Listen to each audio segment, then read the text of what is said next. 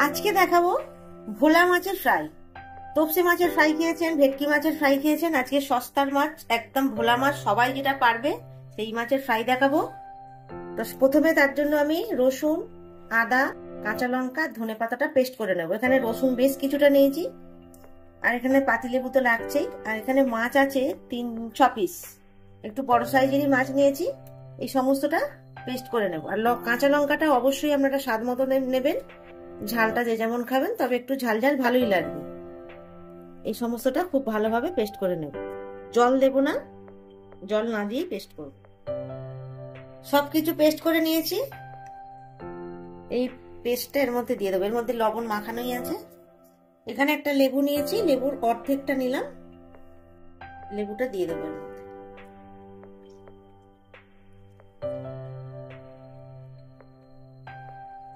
খুব ভালোভাবে মাছটা মেখে নেব।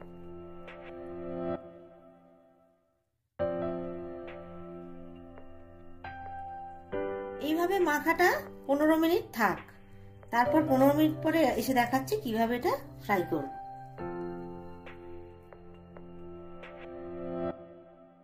15 মিনিট হয়ে গেছে, 15 মিনিট একটু বেশি হয়ে গেছে, ম্যারিনেট করা আছে, প্রায় 20-25 মিনিট হয়ে গেছে। মা আজ কি হচ্ছে? মাছের ফ্রাই?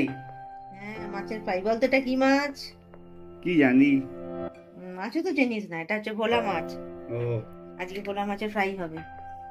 আচ্ছা, ভোলা মাছের ফ্রাইটা দেখানোর জন্য এখানে তো ম্যারিনেট করা দেখিয়ে দিয়েছি। আর এর জন্য কোটিং এর জন্য নিয়েছি আমি বড় চামচের 2 চামচ থেকে 3 চামচ চালের গুঁড়ি, আর হাফ কাপ মতো নিয়েছি বেসন, 1 টিস্পুন নিয়েছি হচ্ছে চাট মশলা।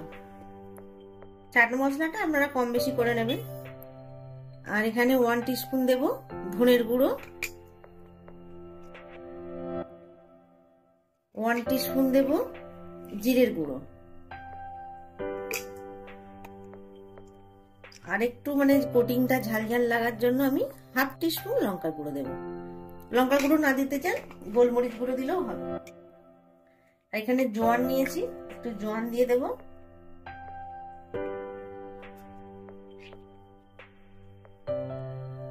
একটু হাতের মধ্যে ঘষে দিলাম।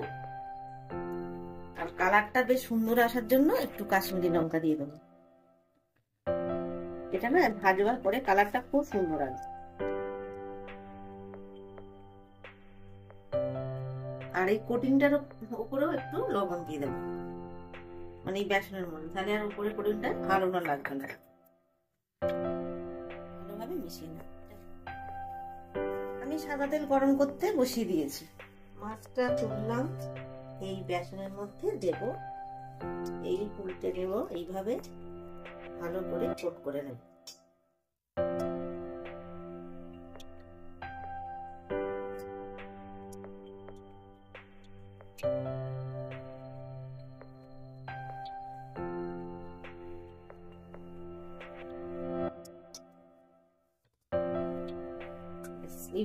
আর বেশি কিছু করতে হবে না।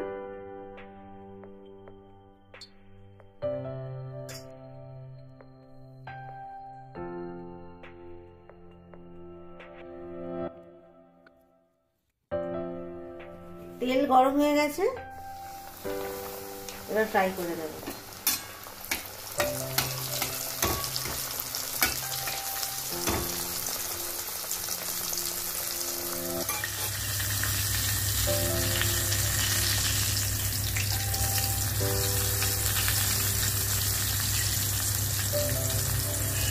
খুব বেশি হাই ফ্লেমে দিয়ে রাখবেন না, তাহলে কিন্তু মাছের ওপরটা পুড়ে যাবে আর মাছটা সিদ্ধ হবে না।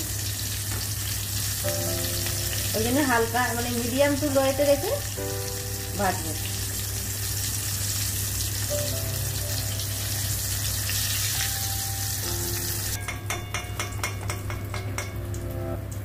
যা সুন্দর গন্ধ বেরিয়েছে না।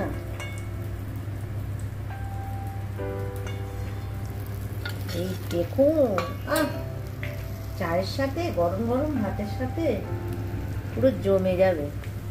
এইগুলো একদম আমাদের রেডি,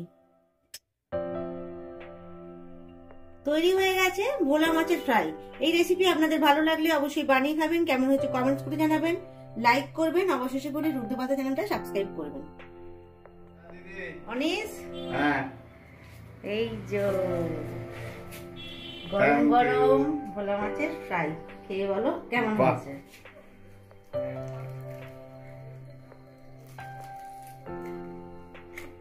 মুচমুচে হয়েছে? কুড়মুড়ে দারুণ হয়েছে। দারুণ খেতে হয়েছে। অনেক তো ভেটকি ফ্রাই, তপসে ফ্রাই খাইছি। এটা আলাদা লাগছে, খুব সুন্দর খেতে হয়েছে।